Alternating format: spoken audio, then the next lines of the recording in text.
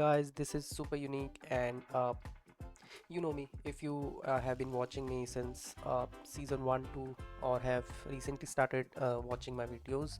There are very few people who are actively posting videos, live sessions about the Warborne game. And if you watch me and if you do not, let me tell you that I'm not one of the pro players, and this was my first MMORPG game.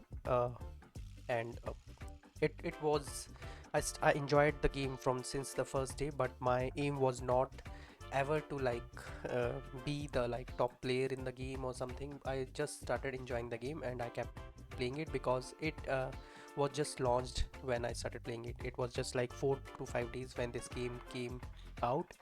And season 2 was my first real experience, like what these games are and why they have their separate fan base among the video game players.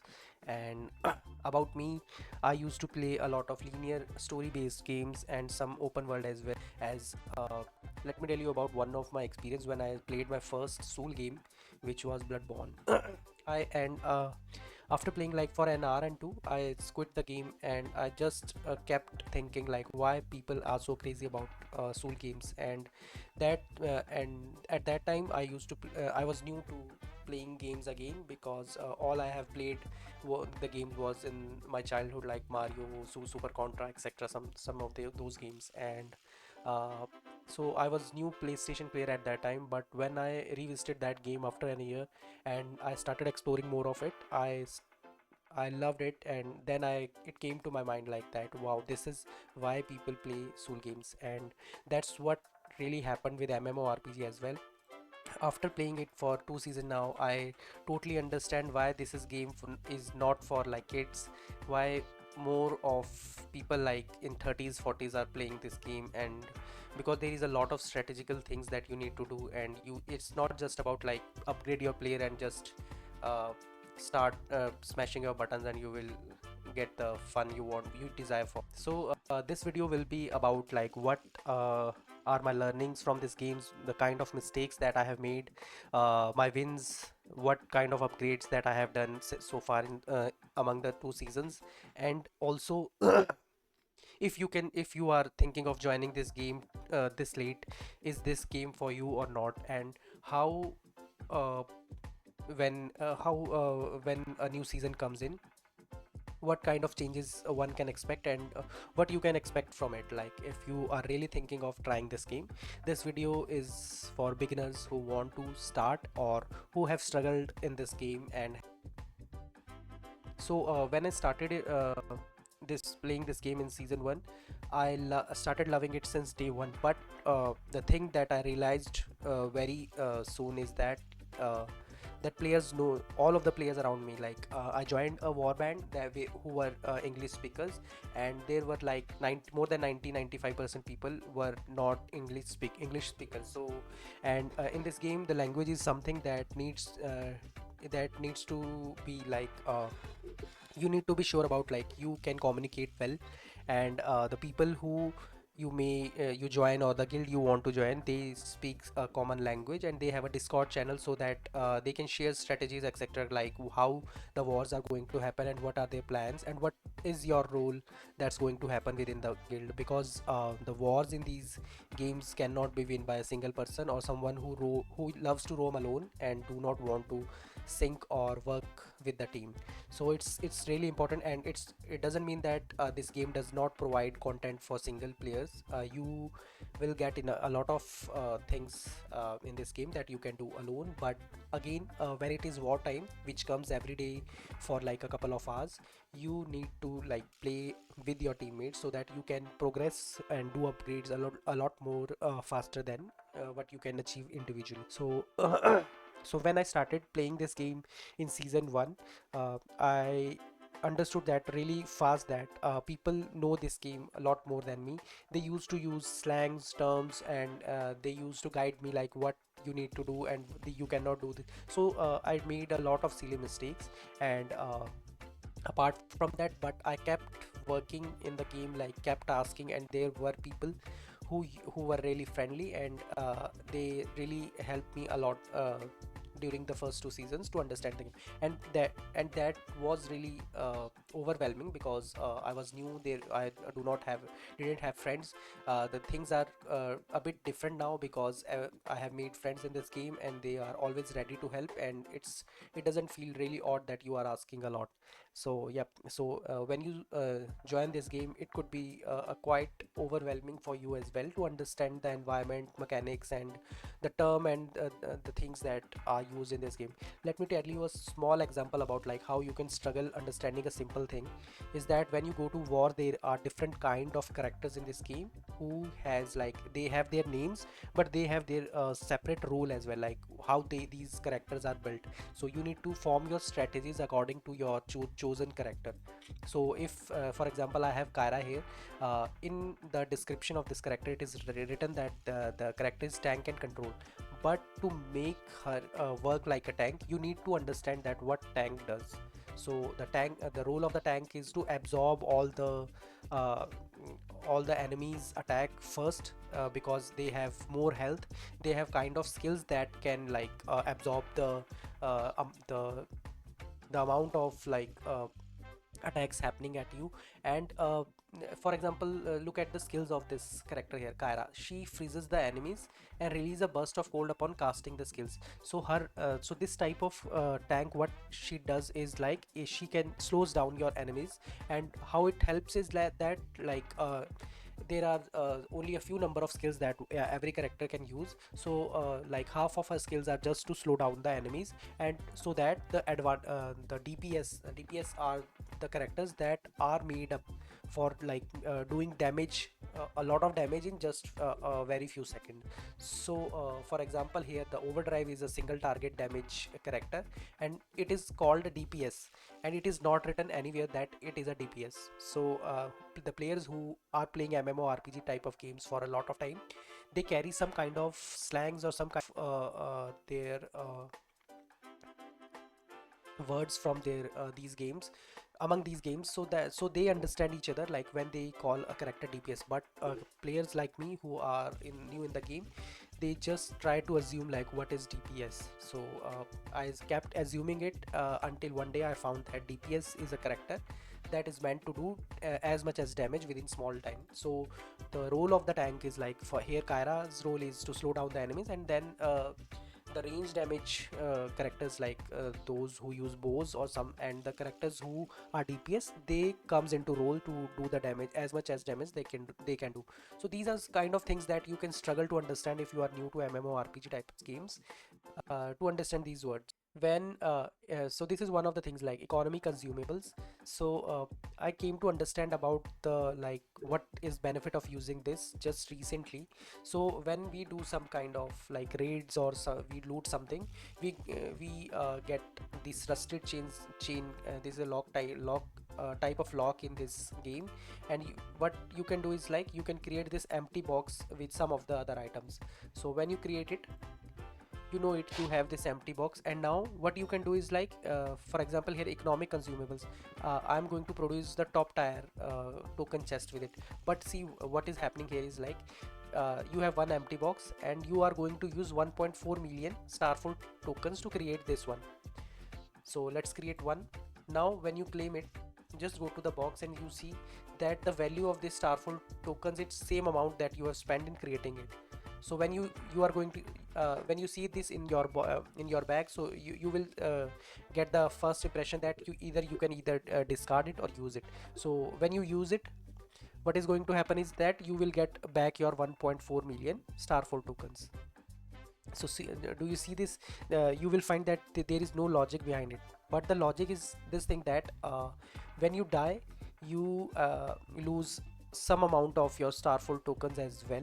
And sometimes when you do not have, like you die a lot of times and you do not gain a lot of money, you cannot buy like in wars, when you drop some kind of your equipments, you do not get a lot of money to purchase them back from the underground bazaar. At that critical time, you can like if you have these kind of starful tokens in your inventory, you can use them. But that's not the best feature that this has. So if you have a lot of starfall tokens and you think you know that you are not going to be in like need of these starfall tokens again, what you can do is like you can go at the underground bazaar auction house and then sell them there and or do auction for these starfall token chests. And it is not very quite often that someone is going to buy it, but recently at the like just a couple of days back someone bought like 12 of these for like 20 24 solar bytes, and the solar bytes is something that is really difficult to gain in this game, and they have a lot of value because you can buy legendary equipments more easily and you can upgrade your characters or equipment more easily with solar bytes only. So so you can try this in next season really early and try to upgrade this to the top level and then try to sell this to starfall token chest in this auction house. So this is something that this I recently understood in the game, and this is not the just one feature, but there are many such features in this game that I recently understood.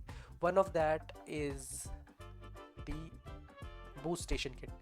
So this boost station kit is really important in this game because every boost that your character do before going into battles is very important, and boost station kit gives you some kind of injections or potions. When you use it, it gives you a boost of like strength boost, agility boost, etc., intelligence boost. So this gives you an upper edge when you go to PvP or Z versus Z in this game. So I got to understand about this first time, and even after understanding this game I haven't used it even once because season 2 settlement was already done, wars was over, and I'm only playing casually for since for like 8 to 10 days. But next season I'm definitely going to use it boost station kit for every war and Z versus Z, so that I can do much better in next season. So this is what how vast this game is, that like even after season 2 you are trying to understand several other features in this game, and whenever something new comes, then you again lag behind in understanding. If you give it more importance than anything, then you may understand that feature very fast, but it may take time. Like for example, in season 2 they have introduced this underground world map in this game, and that's something that I ignored for whole season. And when after this season 2 settlement was done, only then I tried to understand a few of these things, but most of my season 2 went without exploring the underground. So yep, so that's how vast MMORPGs are. Also when you start the game, what you can do is like you can go to some of the websites that are made for help of people, like if you want to what kind of drifter or what kind of combination you should go for, but trust me, the best thing in this game is to try different kind of weapons, different kind of drifters or equipments, to get hold of things like how they are meant to use, and only then you will like get a better understanding of like what you want to play and what kind of weapon suits your gameplay.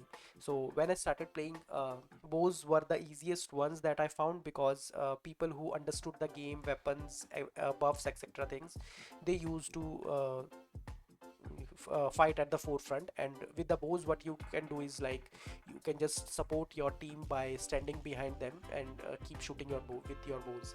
But that was quite boring for me, and after season 1 and at end of the season 2, I loved started playing like with melee weapons. And I have tried a lot of weapons in season 2 as well, and some of them that were top among those weapons were this abyssal conduit. I have just started playing with it just because I want a weapon for my tank so that it can play a lot better role for the team in Z versus Z. So this is one weapon that I'm using right now, and my favorite weapon is Hellcore Cleaver. Then I have just started playing with Predator Split Bow again because there I have seen a lot of players who are overpowering easily the melee weapon characters or drifters with use of the split bow. Like it can go very frustrating very soon if you have a low patience. So if you have good patience, you know, you understand that the tank cannot defeat defeat single sustainable characters who are playing game, who loves to do kiting. So kiting is another word that where a player keeps his distance from a character so well that you cannot even like reach them. Even if you reach them, they can escape very fast and keep shooting you from afar.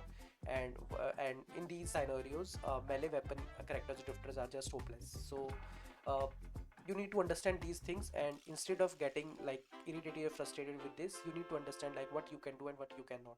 So you can create different kind of drifters, like as you know that we can use three drifters, so you can play three different kind of drifters in this game and switch your drifter whenever as per your need. I'm just trying to understand and trying to get use hold of this predator expo, so that I can also do that kiting thing and if the situation demands. So let's start now with like mistakes that I made in season 2. So the first thing that went against us in season 2 was that we this planet was really overcrowded and our faction was like 200 out of 200. And what happened in at the start is that there was different war bands, and there was less communication as well, because we have a lot of people who used to like chat or speak in Chinese, Japanese, etc. And there was a lot of confusion, like what they want to do, how do they want to do. For an example, once we raided a harvester hub, and what Chinese war band did, it was just to come to like after we were busy in defeating the enemies, and what they did was just deploy the demolishers, and they like won the harvester hub by their so the harvester hub got conquered by the Chinese because they deployed their demolishers, more demolishers than us. And that was quite frustrating for the leader of our war band. And what happened after that was that there was kind of civil war among the faction, and we started fighting with each other. With the new feature that the game introduced was the PvP. So what PvP feature is that like you can flag your own faction members and then you can fight with them. So that's what happened, and this was all because of overcrowded faction. And another thing that happened with this is that there is different tire attached to every map. So this was also something that I understood in the season 2, that there is like, for example, this cryo blade is 9 tier here, and the exergy mining here is tier 8. So whenever you place your drift mark here, you will get 4800 exergy per hour. So because of the overcrowded population, what happened is that whoever wins this harvester, that warband gets the preference of deploying their drift mark in those area. So and as Chinese had a large numbers of active players, they used to always get like the higher tier area, and we were not getting those higher tier areas. We had to accept that we can only harvest the lower tier exergy. So that was very frustrating at the start of the game. And because of that, what happened, let me show you with numbers here. When we go to warband, so we had like 200 members at the start of the this season, and now by the end we had only 107, and this number went under 100. This is just recently that a few more people has joined myth again, and this is just about our warband. Also in season 2, as for season 1, most of the season went like exploring what kind of weapons we can use. And first you start with these standard weapons, the basic one, and then you start unlocking these equipments in the epic one. So in the season 2 as well, I tried a lot of weapons. Let me show you with my wheel here, that some of these are unlocked, but some of these equipments and weapons I gained from rifts, or sometimes killing some enemies or etc. I even use those as well. So let me show you here some examples that are not unlocked even, but you will see that there is some level attached to them, like this one here. This is repulsor mental, and it knockbacks and disarms enemies. So this is an armor. Then another one is here, this is healer's hood. it grants shields when healing. So I was just trying different things all together in this season. At the start I was experimenting with few things to understand, like, because if you do not try things you do not understand the meaning of those weapons or those equipments. So again, this shade will slippers, it enters you into the stealth. This was really good one. I'm not using it for quite some days now, but it was also very impressive boots, as when you run it also gives you a speed, like you run very fast, and after reaching at some point in within the range of enemy, you just vanish, and if you change the direction, they won't just like be able to follow you, like in which direction you might have went. So this is good for like escaping a war which cannot be win. So this was a really good one. So yeah, so here another one. So you can see that I have really used a lot of equipments and weapons that I didn't even unlock. And other than that, the weapons that are unlocked, I have used them a lot as well. So like you can see that these two are top level, then this Vanguard March is top level.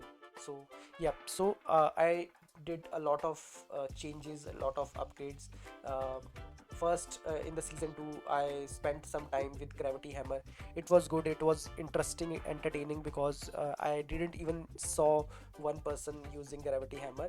But then I got an advice like that this weapon, the type of skills it has, they were good for PvE, for the enemies in the game, but they are not good for PvP, because this weapon is kind of slow in some terms. So after Gravity Hammer, I went with another weapon. Let me show you that weapon first. It was, yep, this one.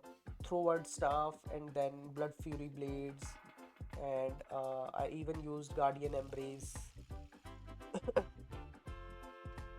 Yep. So, and but you can see that they are not like top levels, just for a couple of days, a single day, or maybe a few hours. So but if I have to talk about like the top three weapons, so my top three weapons in this during this season 2 was my Hellcore Cleaver. This is my first favorite, or the only weapon that I have a lot of confidence with, to get kills, to give a lot of value to the team or something.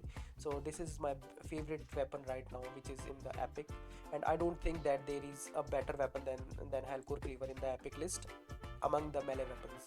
So this is my favorite one. I spent a lot of time with Emerald Edge as well, but there when there is a lot of chaos, you might like uh, misusing a lot of skills of this weapon as well, because one of the skill of this weapon is like you throw these blades in a direction. So if you like you there is a lot like in within the screen, if there are like 50 or 100 people, you might not even notice like where is your cursor, and you might throw these axes in wrong direction. So this is how you there is a chance of missing an impact of these weapons as well. So I stopped using Emerald Edge again. And then there is a Void Breaker. This one is good one, but this is kind of slow as well. And there is also a chance of there is a the Void Slam, the skill of this weapon here, which is a slam that he does at a single place. And when it is about PvP, and the other players, if the enemy players are very fast, then they won't stick at a single place to get damaged by that slam as well. So these are okay weapons. These are not something that I might stick in season 3.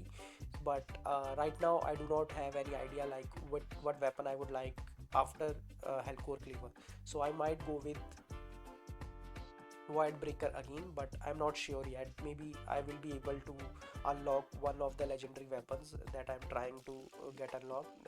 But Hellcore Cleaver is surely the one that I'm going to stick with. Let me also show you how these weapons are like.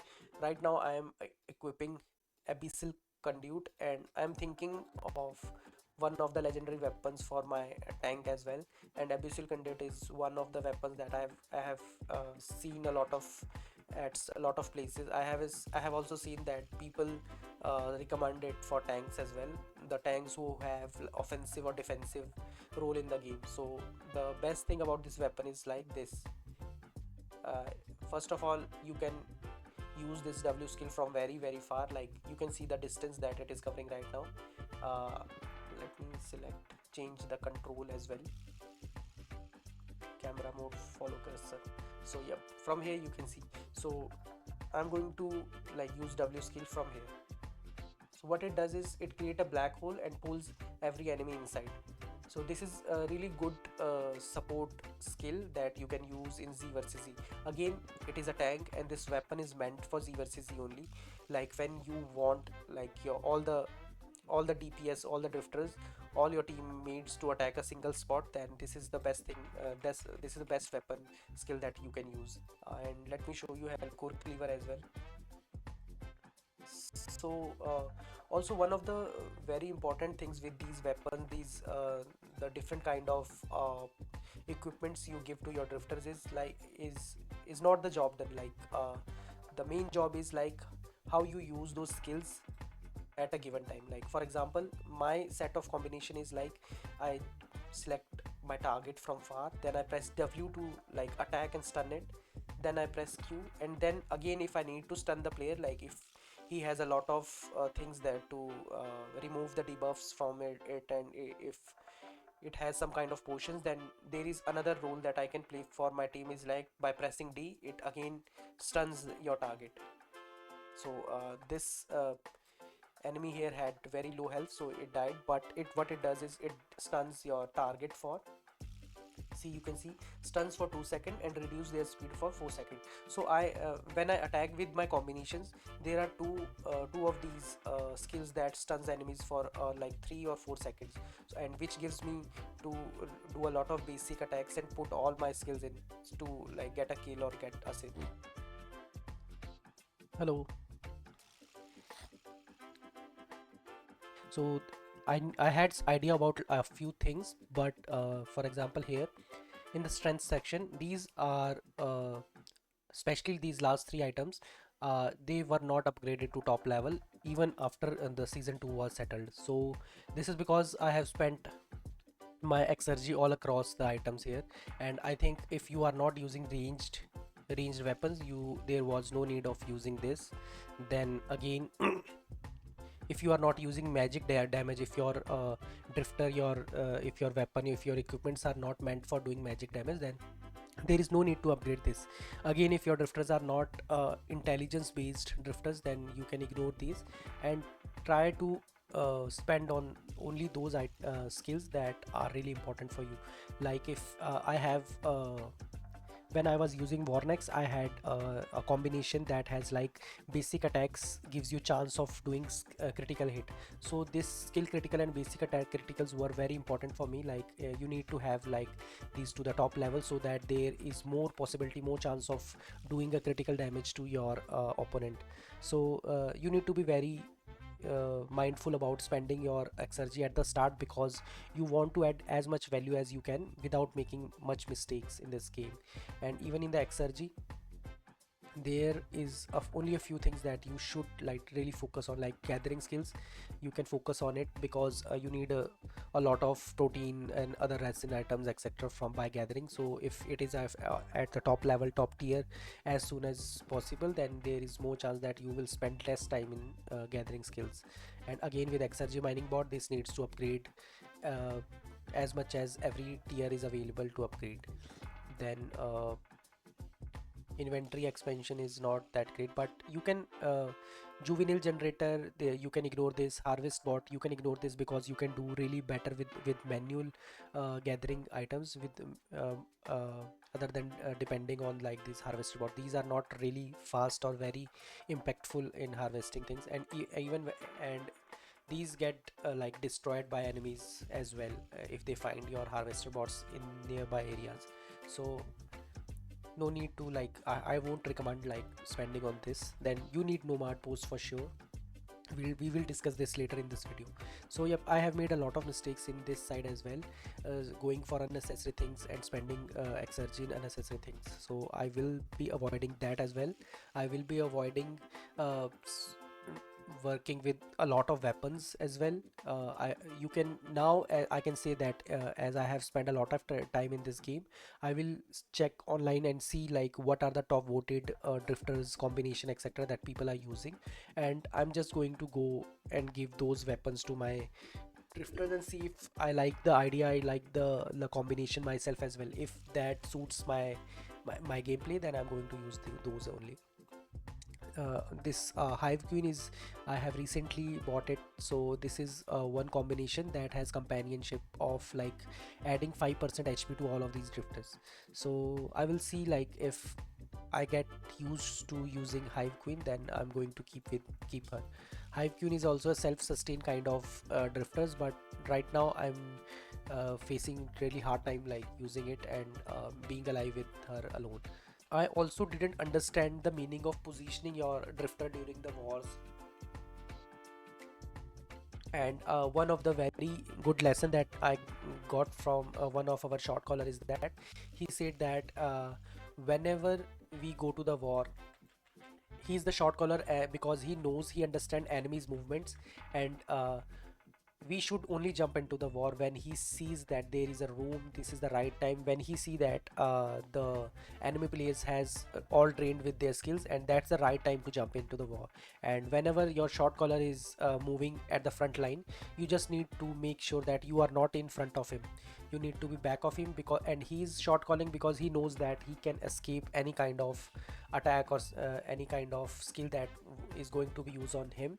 So he just looking for opportunity for all of the players, all of the teammates. So you need to make sure that you are just in opposite direction of your shot caller at the game.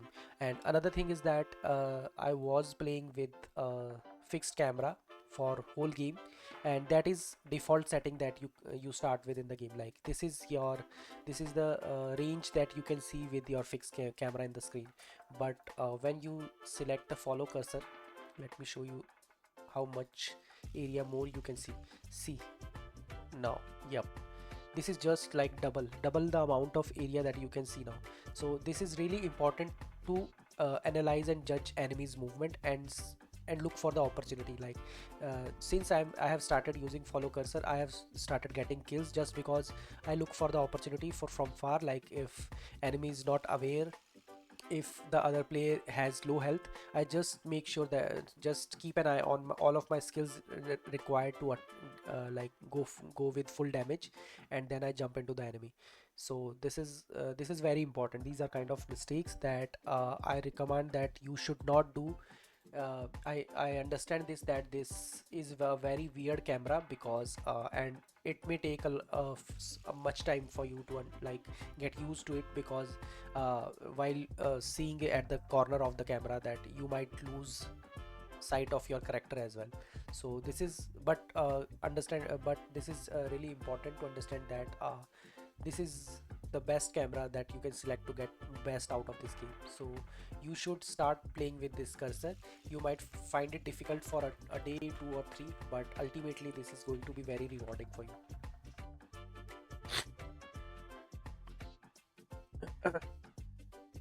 Again, there was circumstances that I was always late in joining the wars. I didn't know like where to go, how to go. Even at the start of season 2, when there was change of leadership in our war band, and there were many players who left the game. I even joined a wrong warband for war. Like I was fighting with some other warband, and I understood that only after the when the war was complete, that where is everyone in the war. So you need to be in sync with your warband. Make sure they you join their Discord, and you understand some of the warbands even provide all the details of like what they are going to do, what kind of area they are going to conquer, what is the harvester hub they are going to defend. So there are all kind of strategies and tactical things that they share before the war, and some of the warbands even do that one day prior. So you need to make sure that you visit these Discord groups etc to understand like what, and make your own strategy, like how you want to participate and what your role going to be within the war. So that is also one of the mistakes that I was making at the start of the season 2. And Also, if you think that you are having a very difficult time people's up the player other in your warband are discussing like how many assists they got, how many kills you got, and you are not getting even one, then it's all fair. It's all part of your gameplay, your development in the game. So and no one is going to judge you in this. Like if a player is really good, they do not have time to like think about anyone else. They just look for providing, like getting best of this game and getting to the top of the game. So no one is thinking about you. Like you do not need to like think like you could be pro in just one day, because every gamer who is playing this game MMORPG, who you think that is doing really good, he's great, he get a lot of kills every day, that guy is also a beginner someday. Like where he must have started this playing MMORPG someday, sometime, like even if he's playing like from 7 to 8 years or 10 years, there was a time when he was a beginner as well. So you need to make sure like you join every fight, because if you are not going to join a fight, you are not going to understand, or you are not going to improve in the game.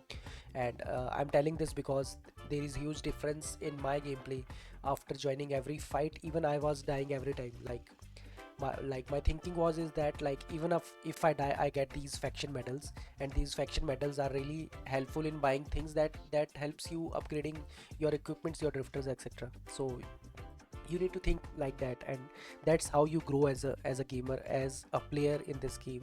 So I would suggest that you should always join wars at least. If you are not joining playing game enough, you must join the game during the wartime.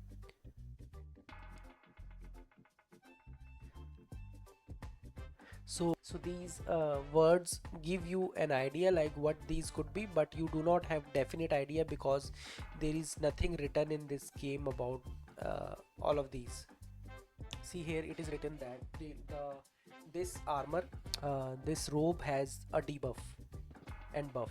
So what this means is that let's read the description first. Grants 600 armor for 6 seconds. While active, any attacker that hits with basic attack or skill damage has their damage bonus reduced by 40% and movement speed by 30% for 4 seconds. So whatever you gains with equipping this armor here is, it grants you 600 armor for 6 seconds. So this is a buff, and debuff is something that reflects on the opponent. So when while it is active, any attacker that attacks with basic attacks on you or skill damage, their damage bonus will reduce by 40% and movement speed by 30% for 4 seconds. So these are buffs and debuffs are things that are also very important for your PvP or Z versus Z experience. So these are kind of slangs that you uh, keep listening very quite oftenly while discussing with your teammates.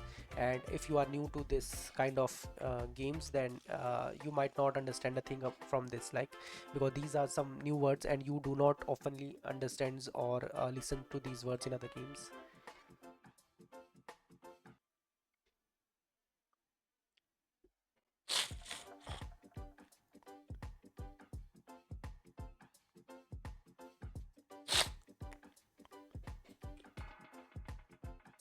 Let's talk about like how your selected drifters matters in a war. So let's think that you have got Kyra. Let's first see like what are Kyra's companions. So for example, if you have Kyra, Aegis and Varnax with you, or Drakenor, so it gives you crowd resistance by 5. So if you are equipped with Kyra, Aegis and Drakenor, these all three are tanks. So and Kyra is and Kyra and Aegis, I have these two drifters, and these both are defensive tanks. They provide more support to the team rather than their own personal individual role within a war or within a fight. So if you are equipped with these kind of drifters, then there is very rare chance of you getting kills in the game. You will get assist, because with your help, others, if others get a kill, then you are going to get assist. But if you are looking for kills, then these tanks are not good for getting kills. And and when it is about PvP, like you are one on one with someone, then again there is very rare chance that you will be able to overwhelm other player with your tanks, because uh, these are just meant for like providing support to the team. They have their role in a team, not in one versus one.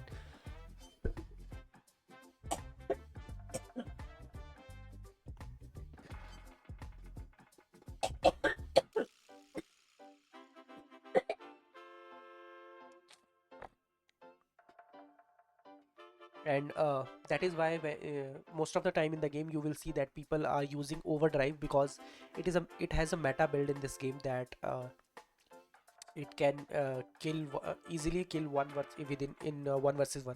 So if you have a Kyra and there is an overdrive, then there is almost 99.9% chance that overdrive will kill a Kyra instantly. So this is something that you need to understand, like you should not get frustrated if you are equipped with Kyra or Aegis and someone jump like overdrive jump from somewhere and kill you. So this is how you need to build your drifters, and that is why come going to the season 3, I will have two sets of drifters, one completely made for the Z versus Z, for example Kyra, and Kyra, maybe Aegis and Warnax. This is going to be my my drifters for a war. And when it is Z versus Z, I am thinking, because I have invested a lot of in Warnex right now, and Sangur is going to be the second one, and I'm still thinking about the third one. But when choosing a set of drifters, my first preference is that I need, because as I have shown you about this Kyra companionship here, that Warnex is my favorite, Aegis, Kyra. So these three are my perfect set for the Z versus Z, and it also provide a crowd resistance by 5. So there is a little advantage for when using these within a war. So I'm going to use these three for the war, and right now I am equipped with these three for 1 versus 1. But again, Kyra is like pointless in this set because she's a tank, and but what I'm why I'm using these three right now is that the max HP is increased by 4% when you use these three. Maybe if I have enough Eclipsium soon, I will buy Tayana as well, and then I will try Sangur, Hive Queen and Tayana when I'm alone and doing more oftenly doing 1 versus 1. So these are going to be my three drifters for 6 drifters for next season. For the beginners, I would recommend that they should go with Warnex for sure, because Warnex has a lot of skills, his own skills. Then if he has Hellcore and these kind of sets here, like this is Savage Helm, this is Dazzling Guard, this is Frost Walker boots. I don't know, I haven't seen many people using it, but this is a boot that gives me a lot of agility and to escape as well, and even chase people running, because there are many builds that are really good runners, like they do the attack and they are really confident of escaping any kind of like a mob with their skills. Like but I have chased a lot of guys, like I can share videos of like killing like a dozen of people who try to run from the war, just because I have this perfect set of with Warnix. And let me show you like how Warnix chase them easily. So when someone is chasing, there is one thing is like this Frost. See the distance it can cover. See, but what after this? Because if they have a couple of more skills to outrun you, then there is Q. This leaps you in the forward direction. Then there is E again. So these are the three things that I do. And when I go close, I get an extra get extra distance covered by this skill here, this one. So you can see that I can use like four things to chase someone. Like I use F for running, then Q for forward slash, then E for forward slam, and then W. That also covers how much distance it can cover for 12 meter. Frost can cover it do not tell like how much distance it covers, but this magma slam covers 10 meter, W covers 12 meter, 22 meter, then Q is 10 meter again. So I covered 32 meter after using a running skill. So that's how I chase a lot of guys and kill them when they try to run from a mob. So this is a perfect build that someone can use if you are a beginner and you want to start, as everyone get Warnex at the start. It is one of the drifters that you begin with. So he's not like, if you are starting with Warnex, this doesn't mean that Warnex is the most outdated or like boring character or is the weakest of all, but Warnex is one of the best characters in this game still, and it has its own advantages. And for a beginner, this is a must have drifter with, I recommend this. And if you are going to use this set, because I haven't seen many using Frost Walker boats, but with all the type of equipments and the skills that I have particularly selected. For the A1 I have this sword slash, and then for the Q I have this crippling strike. So this crippling strikes give you the Q forward slash. So just try these combination and let me know in the comments or something if this works for you as well. But and I'm sure that this is going to work for you uh, the way I have explained it. So just try to follow it, or if you cannot, just let me know and I will give answers to your questions.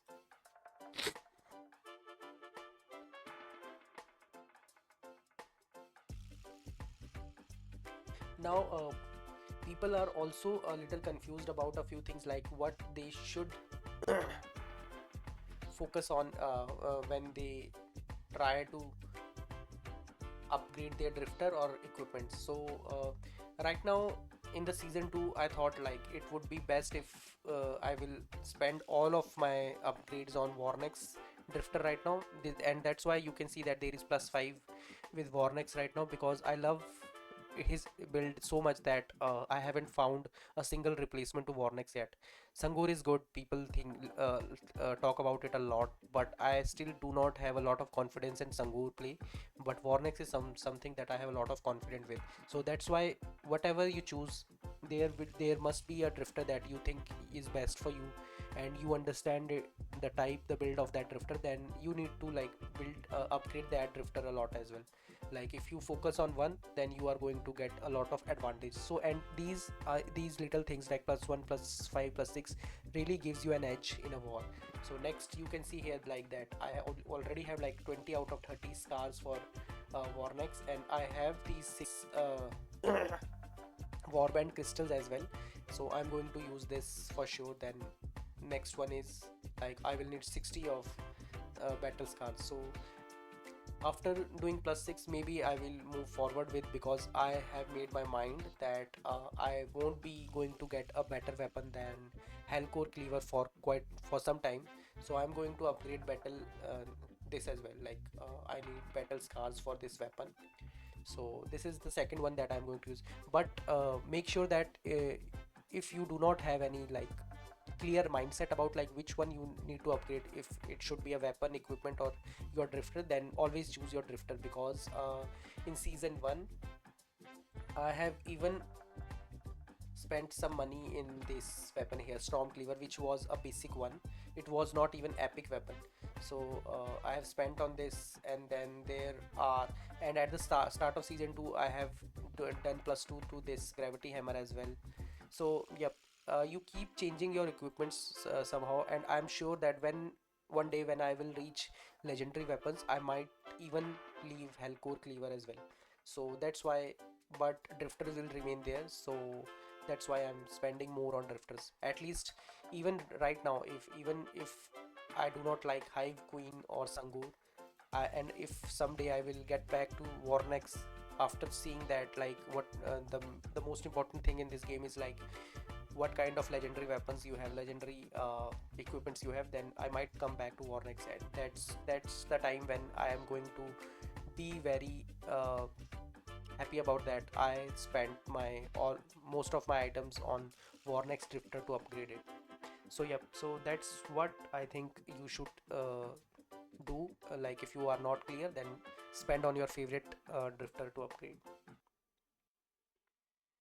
Also these solar bites, we need to be mindful about it. And if you are new one, if you are a beginner, you might not give me more importance to this, and you might not understand like how you can get as much as solar bites you can get. So let me share you a few ideas and few things that works for people when earning solar bites. So when you are at the very start of the season, you can easily get people to buy legendary weapons from auction house. And when you do some kind of raids or rifts or something, there is a chance you get a drop of legendary weapons of lower tier, and people spend a lot of money in this game, and for them solar bites are not so much value, so they keep buying legendary weapons at the start of the game when there is a max cap at every day. So what you can do is come here and sell the items that you do not want, you got from a drop, and then you will earn some solar bites from that.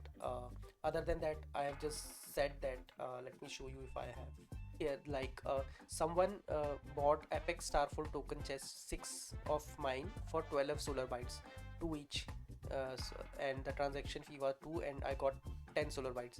And this 10 solar bytes might sound very low to you, but you get a lot of starful tokens that if you get a lot of starful tokens, and you can create these economic consumables here in the supply depot.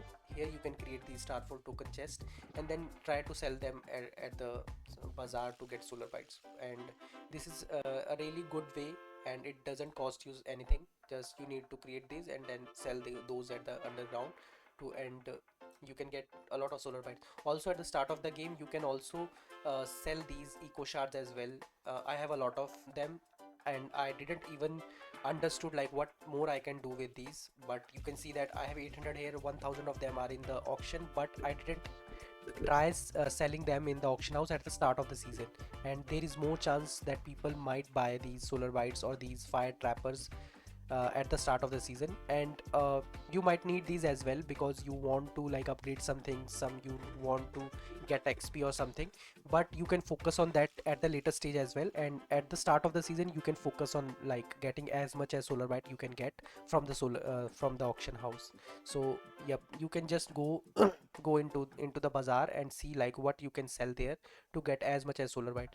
The other option is like you form a party and see an idle time in your server when there are very less number of players active, and then with your party try to raid other harvester hubs for solar bytes. For example, here you can see that there is eclipsium available for looting. 45 solar bytes are available here, and when you go at other, like here there are 65 solar bytes total.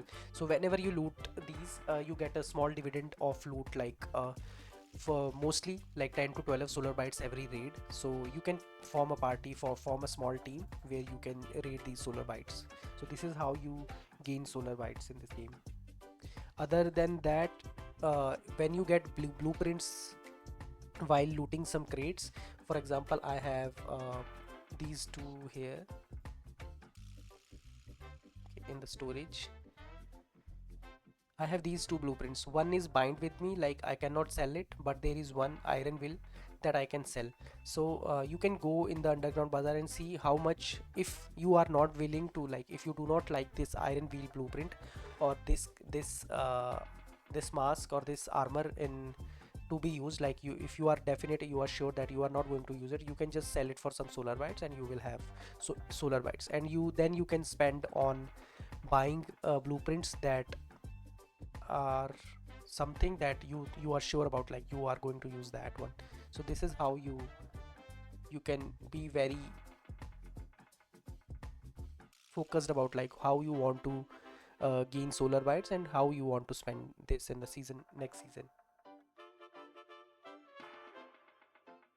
Now about the game also, one more thing, that PvP medals is something that you should just ignore right now, because even for a player like me who get rare kills, whose game is not above par right now, I have a lot of PvP medals, and yet there is a cooldown in the store. So, and these PvP you get really easily by just going into war or just playing a role in a PvP. So you can just ignore this PvP right now unless and unless Warborne upgrades the PvP medal store, and you get more items to spend on.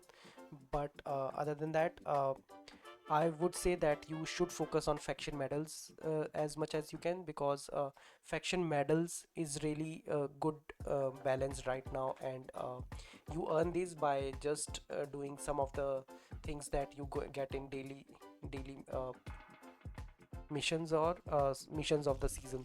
like from here you earn from the by doing these things, or you also get daily missions, like 3 missions every day that you can do to gain this faction medal. But those are not enough. The fastest method or the best way to farm faction medal is to go into any action, any PvP that you find within the map.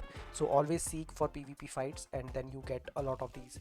And I'm saying that the faction store where you can spend faction medals is well balanced, because you can see here that the most important things are these. I have bought already these, and there is still 1 day 8 hours of cooldown left in buying these items again. But there are still some of the good things that I can still buy, like there is 3 quantity of strength battle scar crate available, then 15 of these, 15 of these, then equipment blueprints as well. And even if not that, then vanishing powder is something that is really helpful when you go for raiding the underground vaults in the harvester hubs. So, and what it does is like it hides you from any enemy in the map, unless it is a player from other faction or enemy player. I'm talking about the players, the mobs that are built in the game. You get vanished from them, and without getting detected you can just run or pass over from them to the main chest or main boss underground vault. So this is really helpful. So you can buy these. Then there is dust of detection. I haven't used it, but it is just quite opposite of it. Like you can use it to detect players in the game. Here you can see it reveals stealth enemies nearby for 20 seconds while healing up to 20 allies for 1% HP every second. So there is a lot of things that you can buy now. And also these exergy, you would like to buy these on like daily basis when you start next season, at the start especially, when you cannot mine a lot of it, right, like quite faster. So you can so that's why I'm saying that faction medal store is really well balanced. And to earn as much as you can just look for PvP battles always in the war. Even if you die, you get faction medals. Another thing is that that I couldn't do this season is like I couldn't reach Legion rank. And that is important for me, because if I had Legion rank, I could have bought 5 more battle scars of my choice from here. And Legion rank is something that I didn't understand when it was almost the season was over. I thought like my rankings, contribution rankings in the faction is what makes me of Legion rank when I comes to top 30, but it is actually the PvP leaderboard. So my rank is right now is rank 50. And if I could have like targeted PvP since the start, I could have easily make into the top 30. But PvP is something that I started after mid-season. Like I started focusing on PvP after mid-season, so that's why I couldn't reach Legion rank. So if you are not if you want to like purchase as much as battle scars, or these kind of items, you want to upgrade fast, then you won't be looking for missing such opportunity. And therefore you should look for PvP fights since day one as much as you can. So this is something that you would like to do. And another thing is always do rifts if you do not at the start especially. And also until unless you this thing here, the random legendary equipment blueprint is sold out. So I would recommend like doing rifts and gather as much as these void exergy to buy these. And the second favorite thing is mod core, and then mini battle scar kit, so and eclipsium as well. So once these all are sold out, and this will refresh only next season, then you can start avoiding void exergy and do other content as much as you want. And other than that, there is another good thing which can provide you legendary blueprint is you do win hold extraction every time it goes up. The event has ended, see, but this is something that you get by participating in the game. And it is the toughest arena in the game, because pro players joins it. And beginner, it is not for beginners, but even if you participate in this, you get a lot get some of the amount of these win hold medals in it. And I have already spent like 2k of these win hold medals in this season, and I wasn't even like focusing on win hold extraction for like half of the season. I didn't even understood like when it says like this mission here, defeat 50 win hold extraction mobs. I didn't even know where to go to defeat these. by the mid of the season. So this is something that you should go for, do just for getting your hands on these things. Warborne crystal is one thing, but the most important thing is this random legendary equipment blueprint. So yep, so this is why you should not ignore Veinhold extraction as well. Then my next piece of advice for beginners is,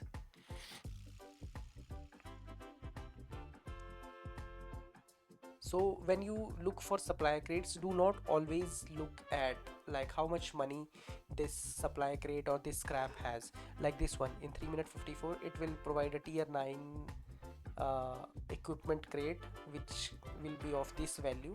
The value of this supply crate is only 538k, but the most important thing here is that there is a chance that you might get legendary equipment. There is very slight chance of getting this, although, but there is a chance. So always look for these items that may be beneficiary for you. For example, it may get you epic equipment blueprint as well. Then there is a chance of getting mod as well. So, and if there are not such items present in a scrap, then you should save your time doing that. Like this is a tier 6 one, and it says that rewards are up, so there is more chance of like getting rewards, but you won't get anything out of these three things here. And this is epic equipment, this is a tactical items. So if you are not focusing on epic equipment blueprints right now, and that's the case, when you know that what kind of weapons you want to use and you have unlocked a lot of weapons or equipments already, then this is not something that I'm going to be look for. So my main target right now is like, even if even I should get mod care core or this legendary bps. So this is how you strategize and plan, like if you want to do a certain scrap or not, not the the amount of starfall tokens you are going to get from it.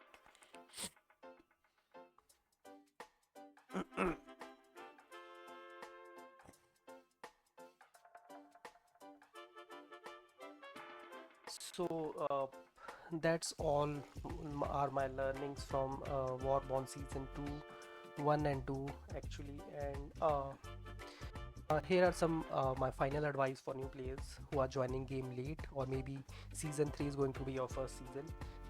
Trust me, you are not late. Whenever new season starts, everything resets means like I might have a more number of drifters that I have unlocked so far. Like I do not have to unlock these drifter again. And when you start with the game, you might get just one or two. I do not remember exactly. Like you get two or only one, but that's where you are going to start with. And it is not really difficult to get to unlock three drifters at the start of the game. So you can choose wisely. You can see videos, and if you are looking for a suggestion like what you should have, then playing as a tank needs a lot of understanding of the game, war games, etc. So at the start, first drifter should be Varnax or Electrics. These both are really good, and though both are very fast as well. So you can start with any one of these, and the second one you should always choose mole for grinding and like getting supplies for creating potions, etc. So mole is really helpful at that, so you need to have that in the team. Some of the players even love to fight him as a drifter, but his only thing that you need him is for gathering things. And the third drifter that I would recommend is these three are the first one, like Electrics, Warnax and mole. Then if you would like to play a role of a healer, then there is a companionship between Warnex, Electrics and Solane here. So you can then go for Solane if you want to play a role of a healer as well. So these are the drifters that you can start with. Another thing is that Warborne game is not that really difficult if you are not trying to learn everything at like day one. And if you are not in hurry, if you give you a lot of time and keep grasping things one by one, then it's not really a difficult game. It just needs some strategies. You need understanding of the world around you, the kind of players, the pvps you do, and types of struggles you face at the start of the game. And if you stick longer, then you will start loving game more and start enjoying it more. And MMORPGs are all about learning. Like if you won't believe that just a few minutes back there was one enemy in our cryo blade cannon here. There was in fact two of them, and first I thought it was just like that. My gameplay is not that strong right now, that we wouldn't be able to defeat both of them, and we were three of from our warband, our war faction here, and we three couldn't defeat him, and we died. And but then it took like 7 or 8 players of us to defeat those two players. And let me show you like what kind of weapons these players had. Like this one here, you can see that it matters a lot. Like first of all, he might be playing, he knows his drifter and his kind of role his drifter can play. My hive queen is, I'm still figuring out like how to take most out of hive queen, how to play with her. But look at the weapons here. This drifter has like all of these weapons equipments he had are legendary weapons. And when you play against or do PvP against a player who has legendary weapons and have all the equipments higher than you, then you feel the difference. Like you, even the stat says that the power is 331 and 332. In the reality is that they are much at like stronger place than you, and that's why it took like 7 to 8 players from us to defeat those two players. And this also proves that that when you get overwhelmed by someone like this, like they kill you instantly, and you put all of your skills and couldn't even get close of killing the other one, then do not feel let down, because even top players face someone who is like more legendary than them.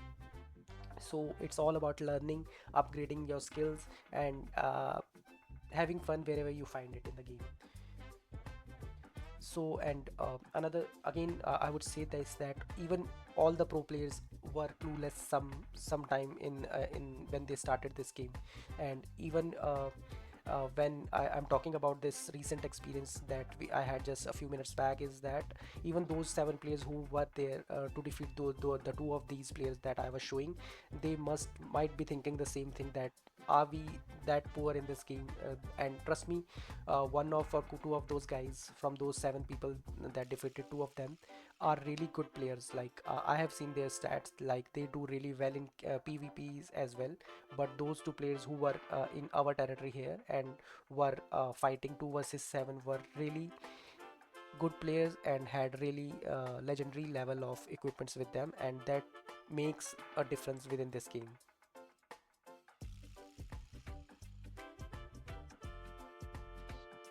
And also as the season 2 wraps up, I haven't spent a single penny in this game so far, and I'm still enjoying the game.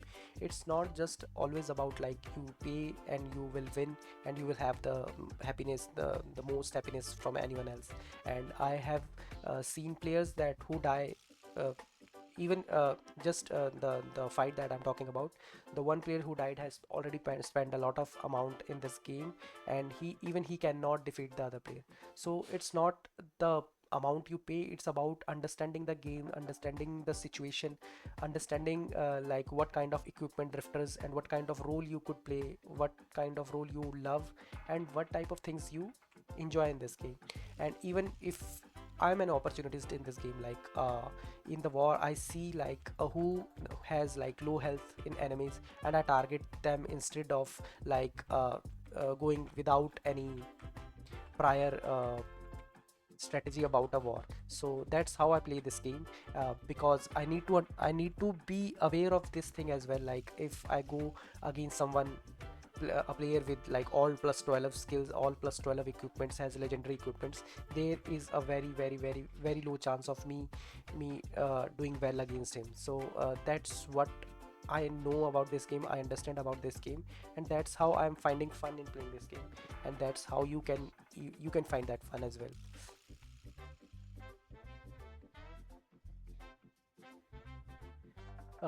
I also think season 3 is perfect time to join the game, because this game was new.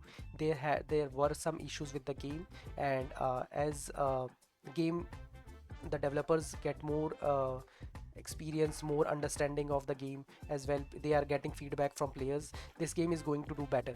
This game is going to improve a lot. And as like any other game, they are making changes almost every season. They come with fresh things, and with the season 3, the thing that they are doing now is like uh, as per the news, as per the article they have posted, we are only going to get like two factions in one map. So you won't get sandwich between two factions again. uh, so there is only two sides in one map now. One is enemy and one is friends. So that's how the next season is going to happen, and that's how they have plans for the next season. So I think this suits a game really well, like uh, because in this season as well, there was several stances where two factions, behind the doors, two sections were working together to stop us in going to the next territories. And this is this was also actually very fun or enjoyable. Like, you have to play diplomatics, you have to play uh, politics in these games. This was also kind of a good strategy in this game, but I'm really looking forward, like, how if this going to add more fun into the game, or is going to take fun away from the game when you have only two factions in one map.